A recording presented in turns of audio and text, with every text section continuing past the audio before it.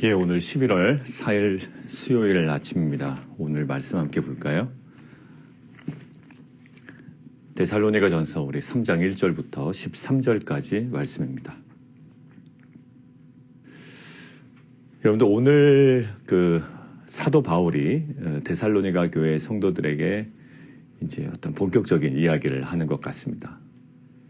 근데 사실 바울의 그 데살로니가 성도들을 향한 그 마음이 저에게는 무엇으로 다가왔냐면 주님의 우리를 향한 그 마음처럼 이제 다가왔다고요.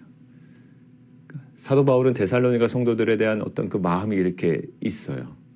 근데 실은 이 마음은 우리를 향한 그 주님의 마음, 그 예수님의 마음인 줄 믿습니다.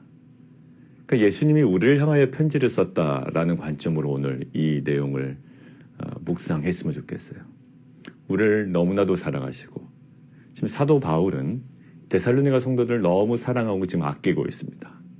그래서 어떠한 소식을 들었을 때 자신의 마음을 담아 편지를 쓰는 거거든요. 자, 주님께서 우리를 향하여 이 시대 우리를 향하여 어떠한 마음으로 편지를 쓰실까라는 거예요. 그 핵심적인 내용이 오늘 이 본문에 담겨 있다라는 마음으로 오늘 우리가 본문을 봤으면 좋겠습니다. 첫 번째는 이거예요. 첫 번째요. 우리가 몇 가지 포인트만 한번 해볼까요? 3절 아무도 이 여러 환난 중에 환난 중에 거기 이제 동그라미 치시죠? 환난 중에 4절 장차 받을 환난 거기 동그라미 좀 치시죠? 5절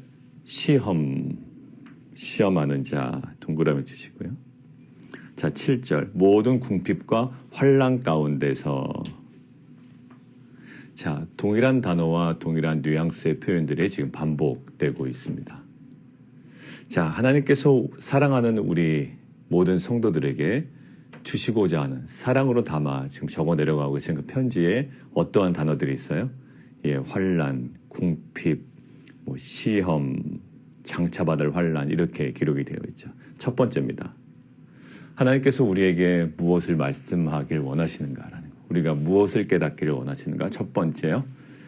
예, 고난에 대한 오해가 없도록 주님께서 말씀하십니다. 고난에 대한 오해가 없도록. 물론 우리가 예레미야서를 보면 이 고난에 대한 또 어떤 분명한 그 죄로 인한 고난들을 우리가 묵상했습니다. 그 면은 그 그림은 항상 하나 갖고 있어야 되고요. 근데 하나님께서 오늘 본문을 통해서 우리에게 말씀하시는 건요. 이런 이야기예요. 고난에 대한 오해가 없으면 좋겠다라는 거죠. 자, 한번 볼까요? 3절 아무도 이 여러 환난 중에 흔들리지 않게 하려 함이라. 우리가 이것을 위하여 세임받은 줄을 너희가 친히 알리라. 이 사도 바울이 떠난 이후에 데살로니가 성도들이 어제도 그랬죠. 누구의 교회와 같이 유대에 있는 하나님의 교회처럼 너희가 고난을 어떻게 했다? 예, 본받았다라는 거예요. 근데 베드로전서 2장 21절 제가 어제 말씀드렸죠. 예, 너희가 부르심을 받았는데 뭐 하라고요? 예, 그 주님께서 보이신 고난을 본받아 그 자취를 따라가게 하는데 우리가 부르심을 받았다고요. 그러니까 지금 사도 바울은요. 예, 데살로니가 성도들에게 이걸 얘기하는 거예요. 그 고난 오해가 없었으면 좋겠다는 거예요. 그래서 내가 이렇게 얘기했잖아 라고 4절에 얘기합니다. 우리가 너희와 함께 있을 때에 장차받을 환난을 너희에게 미리 말하였잖니. 예, 과연 그렇게 된 것을 너희가 아는지라. 예, 사도 바울이 이미 얘기한 거예요. 자, 근데 사도 바울은요, 복음을 전하는 곳마다 사실 이 고난에 대하여 명확한 어떤 그 전달을 했습니다. 자, 우리가 하나 볼까요? 우리 사도행전 14장 22절 한번 보시죠. 사도행전 14장 22절. 사도행전 14장 22절입니다.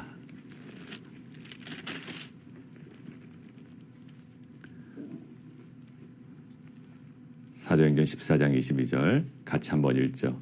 시작. 제자들의 마음을 굳게 하여 이 믿음에 머물러 있으라 권하고 또 우리가 하나님의 나라에 들어가려면 많은 환난을 겪어야 할 것이라 하고 거기 많은 환난 동그라미 치시죠. 지금 사도 바울은 사도행전 14장은 1차 전도 여행 중입니다. 비시디 안디옥, 또 이고니온, 또 루스드라, 더베 지역에 가면서 복음을 다 전했습니다. 근데 그 중에 한 군데, 루스드라에서 돌에 맞아 거의 죽을 뻔해요. 조금만 옆으로 가면 다소 지역이 있습니다. 자신의 고향이 있다고 그랬죠. 근데 자신의 고향으로 돌아가지 아니하고 자신에게 돌 들고 죽이려고 했던 유대인들이 굉장히 많은 지역으로 다시 돌아갑니다. 위험에도 불구하고요. 왜 그럴까요? 이 제자들의 마음을 굳게 하려고, 진정한 복음이 무엇인지를 이 고난을 통해서 분명히 알게 하려고 그때 이야기한 겁니다. 제자들의 마음을 굳게 하여 이 믿음에 머물러 있으라 권하고 우리가 하나님의 나라에 들어가려면 많은 환난을 겪어야 할 것이다. 사도 바울이 지금 강조하고 있는 건 뭘까요? 고난에 대한 오해가 없었으면 좋겠다라는 거예요. 우리는 고난당할 때 지금 예레미야를 계속 묵상해 왔기 때문에 그 모든 것들을 힘들어합니다. 예레미야 묵상이 실은 쉬운 묵상은 아니었어요. 우리 계속 죄를 돌아보게 하는 거였습니다. 근데 오늘 본문은 좀 달라요.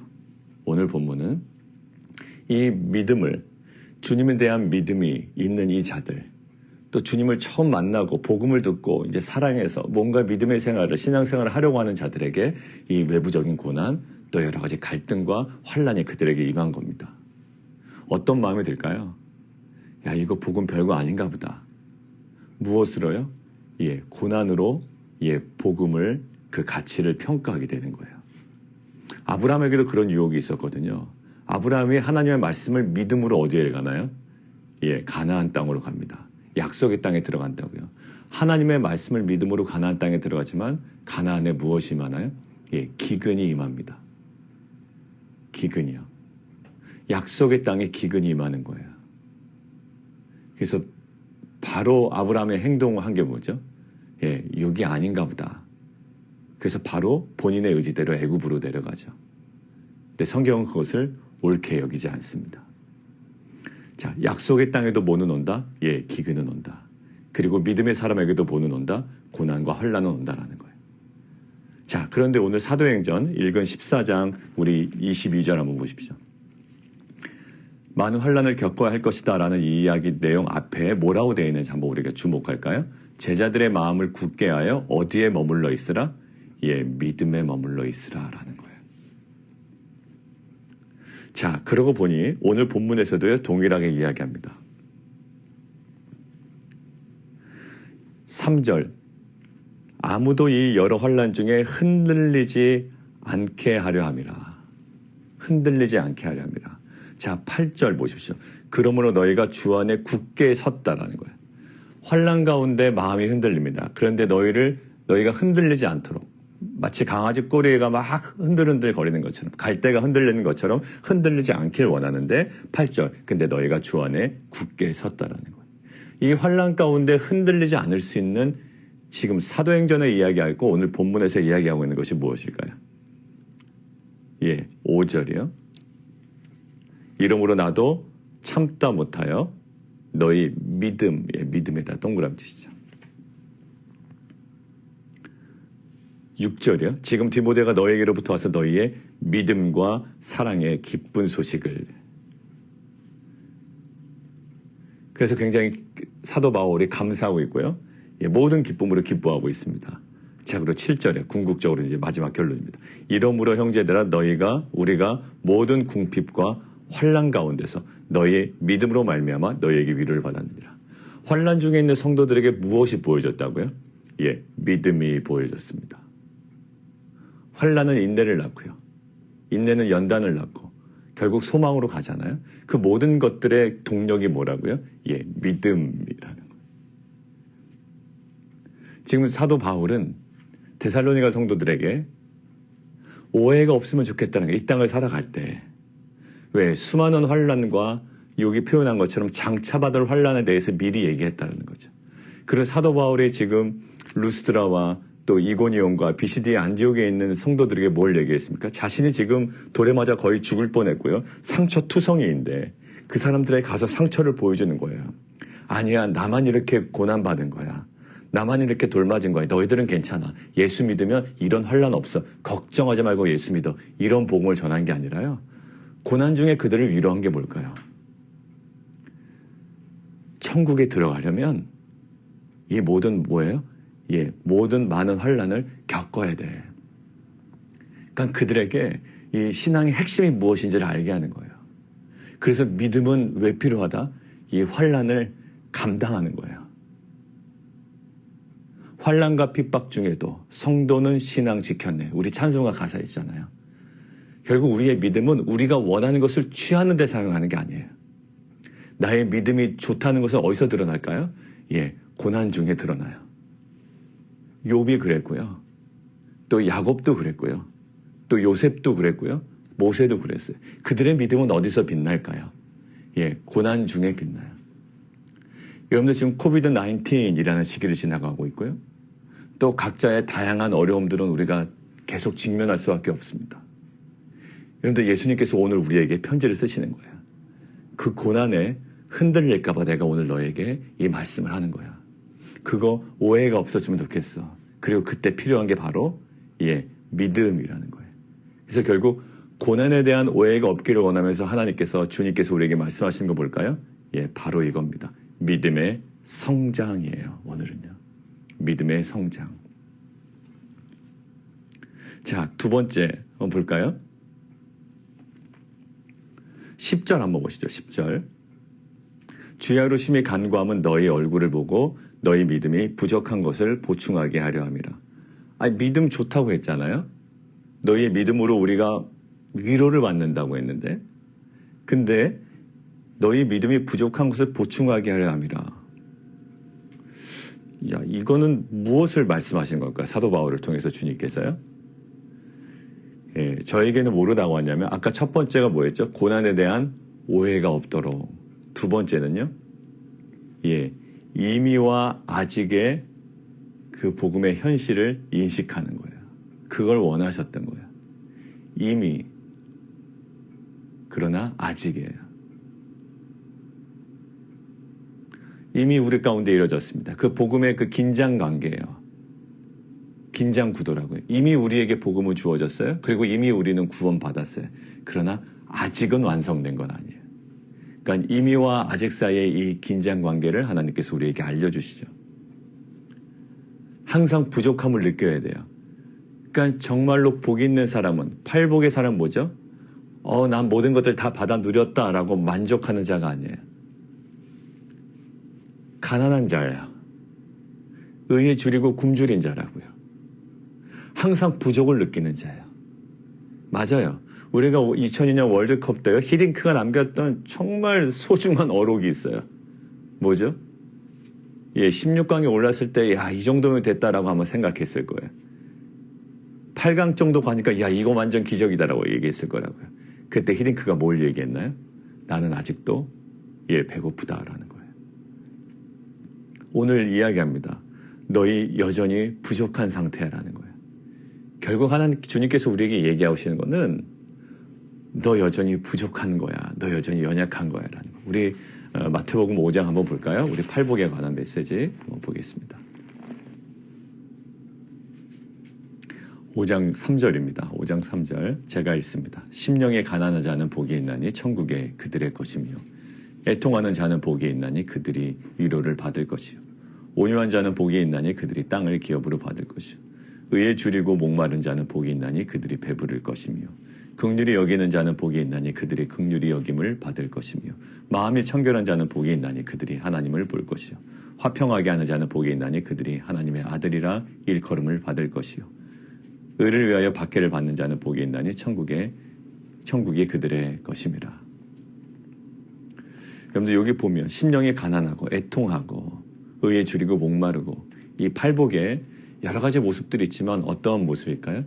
아직도 부족해요. 자신의 연약함과 나의 한계를 계속 느끼는 거예요. 지금 데살로니가 성도들을 위해서 사도 바울이 이야기하는 것이 바로 핵심이 이겁니다. 우리들은 항상 부족한 거야. 너희들도 부족하고 나도 부족해요. 그래서 빌립보서 3장 12절에 사도 바울이 이렇게 얘기했습니다. 제가 읽겠습니다. 빌립보서 3장 12절. 내가 이미 얻었다 함도 아니요 온전히 이루었다 함도 아니라 오직 내가 그리스도 예수께 잡힌 바 된 그것을 잡으려고 달려가노라. 형제들아 나는 아직 내가 잡은 줄로 여기지 아니하고 오직 한 일 즉 뒤에 있는 것은 잊어버리고 앞에 있는 것을 잡으려고 표대를 향하여 그리스도 예수 안에서 하나님이 위에서 부르신 부름의 상을 위하여 달려가노라. 지금 베드로 사도가 사도 바울이 지금 빌립보서에서도 이렇게 얘기하고요. 오늘 얘기하는 것은 너희 믿음이 부족한 것을 보충하기를 원한다. 그 이미와 아직 사이를 살아가는 우리에게 필요한 건 뭘까요? 항상 가난한 마음이에요. 공동체가 깨지는 이유는 단 한 가지인 것 같습니다. 나는 완벽한데 너는 부족한 거예요. 나는 똑똑한데 너는 연약한 거예요. 내가 하나님 위치에 서면요, 나는 전혀 부족함이나 난 전능해지는 거예요. 갑자기 모든 것들을 판단할 수 있고 모든 것들을 예측할 수 있는 사람이에요. 그러니 사람들을 판단하죠. 그러면서 공동체가 이제 허물어지기 시작하는 겁니다. 근데 어떤 공동체가 단단해질까요? 오히려 자신의 연약함을 알아가는 공동체가 오히려 견고해지더란 말이에요. 마음이 가난하고 연약한 거, 아직도 부족함을 느끼고 나는 배고프다라고 하는 그 월드컵 그 팀이 계속적으로 상승해 나갔던 것처럼 우리의 신앙의 성장의 비결은 뭘까요? 이미와 아직 사이에 우리의 현실을 직시하는 거예요. 그래서 사도 바울이요, 그들에게 뭐예요? 부족한 것을 계속적으로 보충하기를 원했다라고 하는 거죠. 그러고 말해 보십시오. 자, 결국 지금 사도 바울의 기도의 내용이 그 부족한 것에 대한 핵심을 이야기하고 있어요. 오늘 제가 볼 때는 13절입니다. 너희 마음을 굳건하게 하시고 우리 주 예수께서 그의 모든 성도와 함께 강림하실 때에 마지막 때를 얘기하잖아요. 파루시아, 그 재림하실 때에, 마지막 그 재림하실 때에 우리 하나님 아버지 앞에서 뭘 하기를? 헌금 많이 하기를 원한다, 이게 아니에요. 막 그때는 또 믿음 얘기하는 거 아닙니다. 지금 믿음 얘기했지만 하나님 아버지 앞에서 마지막 때에 뭘 가져갈까요? 주님을 마주칠 그때에, 마지막에 이제 우리의 모든 삶이 끝나고 주님 재림하실 때 아니면 우리의 호흡이 끝날 때 마지막 때에 주 앞에 가지고 나갈 거. 거룩함에 흠이 없게 하시기를 원하노라. 이것은 무엇일까요? 죄를 안 진다라는 게 아니라고요. 실은 우리는 계속 주 앞에 설 때까지 우리의 생각과 마음으로 행동으로 이 죄를 지을 수밖에 없어요. 근데 여기서 거룩함에 흠이 없게 하신다는 말은 다른 죄를 짓지 않는다는 것이 아니라 매일 그러한 자신의 죄성을 드러내고 자백하고 돌이킨다라는 거죠. 그러니까 우리가 거룩해진다라는 그 과정 중에 뭐가 있습니까? 이미와 아직의 긴장 관계가 있는 거예요. 이미 우리는 구원 받았는데 왜 자꾸 죄를 짓죠? 그게 바로 우리의 실존이에요. 이미와 아직 사이에 걸쳐 있는 우리의 실존이에요. 그러니까 그때 우리가 자랑할 게 없잖아요. 내세울 게 없다고요. 그러니까 그 앞에 나아갈 수밖에 없는 거예요. 그러니까 나는 제가 반복적으로 말씀드리지만 최근에 회개기도 한 적이 없다라고 하는 사람은 둘 중에 하나라고 그랬죠. 죄를 안 졌거나 아니면 죄를 졌는데도 무감각하거나. 근데 이 전자는 불가능하다고 그랬습니다. 왜? 우리는 죄를 질 수밖에 없어요. 근데 그동안 회개기도를 뭐 한 1, 2개월 동안, 3, 4개월 동안 거의 1년 동안 회개기도를 해본 적이 없다. 그만큼 말씀과 성령 앞에 노출되지 않았다는 거고요. 그만큼 무감각해졌다는 거예요. 그러니까 나는 회개기도 안 했으니 내 영성이 좋다라는 게 아니라 그만큼 영성이 바닥난 거예요. 왜? 우리는 죄를 질 수밖에 없어요. 이미와 아직 사이에 걸쳐있는 우리의 실존이 그래요. 사도 바울도 그러잖아요. 지금 너희의 부족한 것을 보충하게 한다. 우린 연약하고요. 항상 그 부족함이 있어요. 가난하다고요. 그래서 이 거룩에 대한 문제도요. 우리가 죄를 짓지 않음으로 해결하는 게 아니에요. 우리는. 죄를 짓지 않음으로 해결하는 게 아니라 죄를 짓지 않으려고 노력하지만 결국 이 거룩의 문제는 무엇으로 해결하냐면 죄를 짓지 않으려는 몸부림과 함께 동시에 하나가 더 필요하다고요. 죄를 지을 수밖에 없는 나의 본성과 그 모든 나의 실존을 하나님께 십자가 앞에 그대로 내어놓고 매일매일 돌이키는 것이 진정한 거룩의 모습인 줄 믿습니다. 자, 정리하겠습니다. 오늘 사도 바울은 데살로니가 성도들에게 사랑하는 마음을 담아 편지를 써요. 근데 이것은 마치 주님께서 우리를 향한 메시지 같아요. 예레미야에 대한 메시지 때문에 굉장히 우리는 무거웠어요. 그죠? 근데 그때 그 모든 것들을 우리가 한 그림으로 두고 있지만 오늘은 이야기합니다. 고난에 대한 오해가 없었으면 좋겠다. 지금 네가 당하고 있는 여러 가지 고난이 있지만 이 두 가지를 항상 견지를 해야 됩니다. 두 가지 모습을 우리가 견지하지만 오늘 주시는 마음은 그거예요. 고난에 대한 오해가 없으면 좋겠다. 잘했다, 수고했다라는 거. 그리고 장차 그런 환난 다가올 거야. 그런데 괜찮아. 왜? 하나님 나라에 들어가려면 그 모든 것들을 감당해야 되는 게 신앙생활이야. 신앙생활 잘하니까 없어지는 게 아니고 신앙생활 잘한다는 것은 그 모든 것들을 믿음으로 감당하는 거야. 근데 저는 오늘 보면서 감사했던 건 뭐냐면 우리가 이것을 위하여 세움받은 줄 3절 너희가 알리라. 그것을 감당하는데 누가 있어요? 옆에 누군가 있는 거예요. 뭘까요? 공동체라는 거예요. 각계 전투가 아닙니다. 혼자 그냥 싸워나가는 게 아니에요. 항상 누군가가 있어요. 그 공동체가 있어요. 이것들을 위하여 이 공동체가 있고 이 공동체의 지체들이 그 믿음을 더욱 얻게 하고 믿음 안에서 우리가 이것들을 감당할 수 있도록 하나님께서 허락해 주시는 거예요. 고난에 대한 오해가 없으면 좋겠고 믿음의 성장, 공동체 안에서의 믿음의 성장으로 그 고난을 감당하기를 원하시는 거예요. 두 번째 뭐라고 그랬죠? 두 번째, 이미와 아직의 그 긴장 관계. 이미와 아직 사이에 있는 우리의 실존을 보게 하셔서 항상 부족함을 경험하게 하시고 항상 가난하게 하셔서 우리로 하여금 그 모든 연약한 부분을 주 앞으로 나아가 특별히 거룩에 대한 문제, 죄를 짓지 않으려고도 애쓰지만 우리가 죄를 질 수밖에 없는 우리의 죄성을 날마다 십자가 앞으로 가져가서 그것을 고백하고 회개하고 돌이키는 것. 우리의 부족함을 항상 내비치는 것. 드러내고 사는 것. 이것이 거룩의 출발점이라는 거죠. 사랑하는 성도 여러분들, 이 두 가지 메시지, 이 고난에 대한 하나님의 그 마음, 그리고 이 거룩에 대한 그 하나님의 그 요청, 이 두 가지 이 명확한 그 하나님의 그 음성 앞에 우리가 고난 속에서는 더욱더 믿음으로 감당해내고 이 거룩에 대하여 날마다 십자가 앞에 나가 우리가 주님께로 돌이키는 정말 이 온전함이 우리 가운데 날마다 회복되는 귀한 공동체 되기를 원합니다. 우리 함께 기도하겠습니다.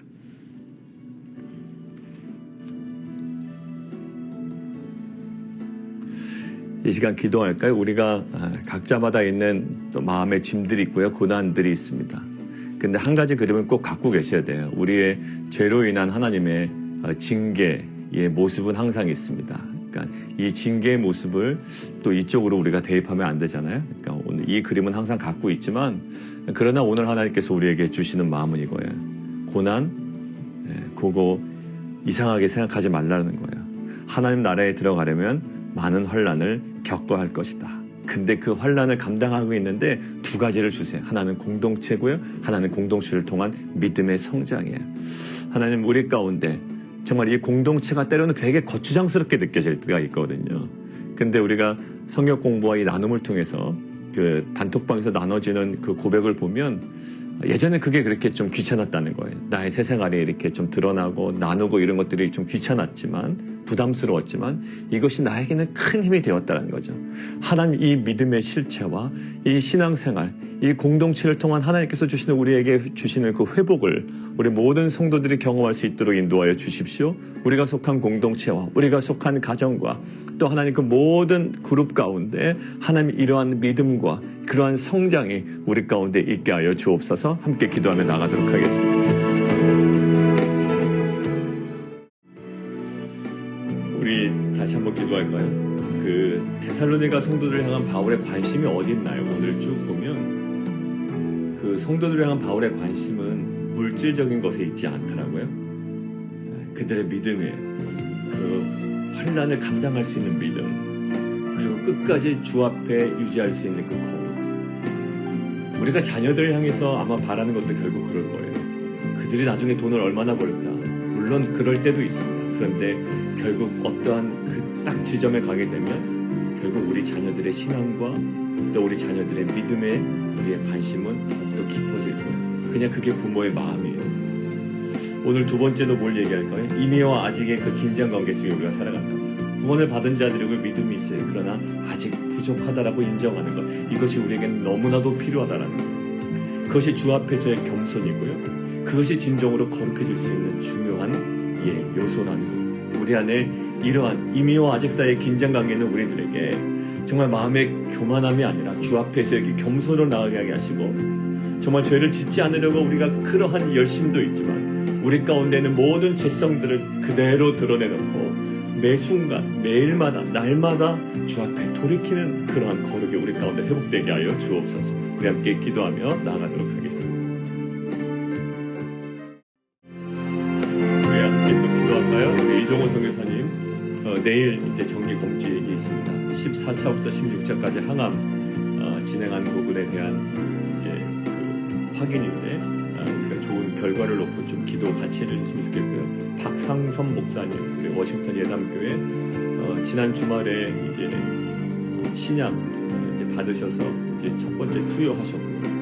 이 모든 과정들 속에 그 모든 암세포가 또 소멸되는 은혜가 있게 하시고, 어제 9시 기도회 때 나눈 것처럼 그 메디케이드 관련해서도 그 진행들이 잘 되어 재정적인 부담으로부터 또 자유함을 좀 얻으실 수 있도록 우리가 좀 같이 중보했으면 좋겠습니다. 함께 좀 기도하도록 하겠습니다. 살아계신 하나님, 고난을 이기는 믿음, 그리고 이미와 아직의 그 긴장 관계를 감당해낼 수 있는 그 거룩한 삶, 이 모든 것들을 우리에게 원하시고 특별히 혼자 걸어가기를 원치 아니하시며 이 공동체를 통하여 또 서로의 섬김과 나눔과 격려를 통하여 우리에게 허락하신 그 하나님의 마음을 알아 지체들을 돌아보며 우리가 은혜도 받고 또한 은혜를 나누며 함께 주 앞에 성장해가는 빛과 소금 공동체 될 수 있도록 주님 은혜 베풀어 주옵소서. 이종우 선교사님, 그리고 박상선 목사님, 정말 그 폐암으로 하나님 정말 지금 모든 치료를 받고 계신 중에 정말 주님께서 치료의 강선을 비추셔서 그 모든 연약한 부위, 모든 암세포들이 소멸되고 또 재정적인 어려움으로부터 정말 주님 돕는 손길과 모든 행정적 절차를 통하여 자유함을 경험할 수 있도록 주님 은혜 베풀어 주옵소서. 대통령 선거가 이제 마쳐지고 하나님 정말 이제 모든 결과가 남았습니다. 하나님 어떠한 결과든지 하나님 분열되지 아니하고 또 이 민족을 향한, 이 나라를 향한 또 하나님의 분명한 부르심에 온전히 하나님 주 앞에 매달리는 그리스도인들, 또 교회들이 하나님 일어나게 도와주시고 날마다 주 앞에 무릎 꿇어 회개하게 하시되 정말 주님 이 미국 땅이 주님 오실 때까지 주님 주신 사명 감당하는 거룩한 나라 되게 도와주옵소서. 예수 그리스도 이름으로 감사하며 기도드리옵나이다.